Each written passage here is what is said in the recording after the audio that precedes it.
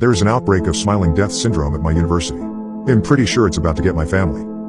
When I was 10 years old, I was hauled into the principal's office for frightening the other children. They deserved it because they were taunting me. They said me and my sister were weirdos for not eating meat. I explained to them exactly why we didn't meet. Our dad is a paramedic and he got called out to an industrial accident. The food factory used steam to clean and sterilize the equipment. Someone got caught in the steamer and cooked to death. When my dad turned up, he said the smell was like boiled pork. I shouldn't really have got in trouble because I wasn't lying. Okay, so I embellished a little. I described how the eyeballs popped out and the skin was flaking off, but the bare bones of the story were correct. My dad came home that day and emptied the fridge and freezer of all the meat. He was so haunted by the smell that he would avoid barbecues and other social functions where meat was likely to be served. He would always say, "You can trust a plant. You know what you're getting. Root, stem, leaves, nuts and seeds." I was on board with our family's newfound vegetarianism, but my sister rebelled and had the occasional McDonald's. Then came mad cow disease, a big scandal in the UK in the 1990s. In short, they were feeding bits of cow to other cows, causing an infectious cannibal-like disease called bovine spongiform encephalopathy, which led to a disease called Creutzfeldt-Jakob disease when humans consumed the meat. 178 people died. One of them was a boy at our school called Lewis. My dad was Mr. I told you so. He had always been inclined to conspiracy theories, but this time he was actually right. Someone from the government appeared on TV with his 4-year-old child, telling us beef was safe while eating a burger. There are two big employers in our town, the hospital and the university. Mom also worked at the hospital where Dad was based. It was normal for people in town to be born in the hospital and go to the university. There is a great deal of pride in these two institutions. Fast forward a few years and the horse meat scandal broke. In short, they had been replacing beef with horse meat, which is taboo in the UK, but not uncommon on the European continent. Thankfully no one was hurt, except the horses of course. My dad had a field day. He was always trying, unsuccessfully, to convince his friends that nuts contained all the protein you need. For me the path of least resistance was to eat my bowl of nuts and not complain. My sister just said, "What's the difference between a horse and a cow? They both eat grass for a living." I knew Dad was ultimately just trying to keep us safe. I wouldn't want any harm to come to him, or my mom, or my sister especially. We're twins and we've always looked out for each other. I've got her back and she's got mine. Now my sister and I go to the prestigious local university and live at home with Mom and Dad. It's only half the experience, but we're saving a lot of money. I'm an anthropology major and my sister studies English. We run in different social circles and don't hang out much. I've made a lot of friends in my first year. We hang out a lot in the canteen because it's subsidized and none of us have any money. Even the beer is subsidized. My vegetarianism isn't a big deal here because I seem quite tame in comparison to the vegans. 2 of my friends have been ill with suspected meningitis, and because I'm not allowed to visit them, I asked my mom if she could check in on them at the hospital and let me know they're okay. I begged her for a week, but she always found reasons why she couldn't see them. Eventually she told me that they both seemed fine. They were sat up in bed, though supported by a lot of pillows, and they were both laughing. So they must have been having a good time. I suspect you'll be able to visit them soon. Then we got confirmation that it was meningitis and everyone at the university was put on a course of preventative medicine. Mom warned us not to go hooking up with people because you could get it from kissing. Fat chance of that when I live at home with my parents. Then, suddenly and without any warning, we were informed that our friends had died. In fact, there were other students that I didn't know who had also caught meningitis, some of whom had also died while others were fighting for their lives. Rumors spread like wildfire and a town meeting was called. The collective wisdom of the people was aired.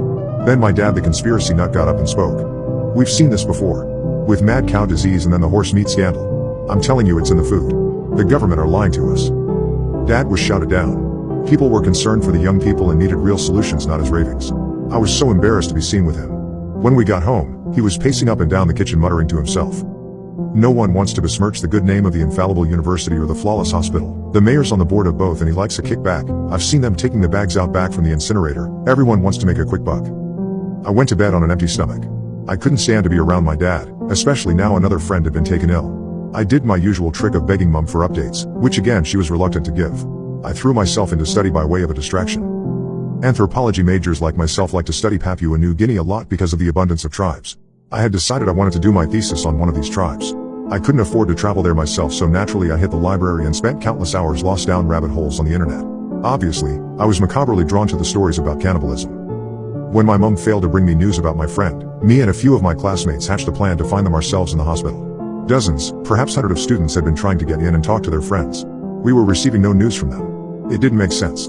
Surely, they could send us messages. We stole some lab coats and high-visibility vests and marched straight through the front door. We found them eventually. Wards and wards full of students. They were lethargic and couldn't sit up unassisted. The worst part of this was the maniacal laughter that piped out from them. A deafening cacophony. The nurses told us it was completely involuntary, and got worse just before they died. We managed to take a Polaroid of one of our friends as evidence he was still alive. We returned to the university canteen to hash out next steps. I snacked on my nuts while everyone else had lasagna. I was so tired from all the day's events. I hadn't seen my sister in weeks. She was probably off investigating with her own friends. And that's when the argument started. I honestly didn't know the answer, so I asked my friends what type of meat is in lasagna. It's beef. Well, sometimes it's beef and pork, sometimes it's horse. Everybody laughed. One of my friends, Chris, said he was going to go and ask the canteen. We were watching from a distance sniggering. The dinner canteen worker looked at Chris askew. She answered and then left in a hurry.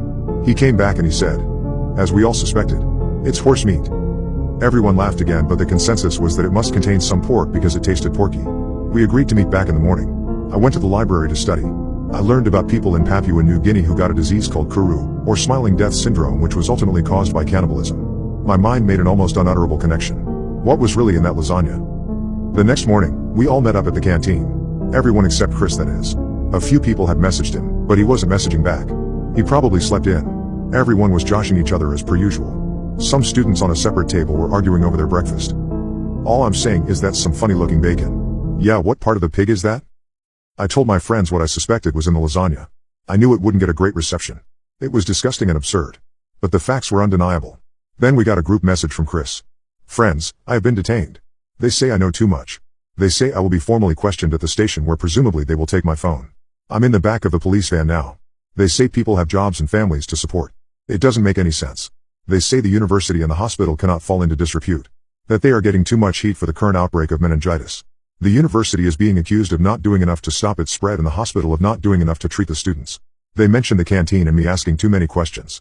We were all in agreement that the canteen was sourcing meat from the hospital and the students did not in fact have meningitis. I ran home to tell my parents. I just hoped my dad could forgive me. He was waiting for me in the kitchen when I got home. Dad, it's in the meat. You were right. I was right again. Right again, son. Thank God we are a family of vegetarians. My face went pale. My dad said I looked like I had seen a ghost. I silently stood up and climbed the stairs. I walked across the landing and slowly pushed open the door to my sister's room. There she sat, supported by about 10 pillows, with a wide-open grin on her face. Her eyes fixed on me as she started to cackle, at first a whisper, then a deafening cacophony.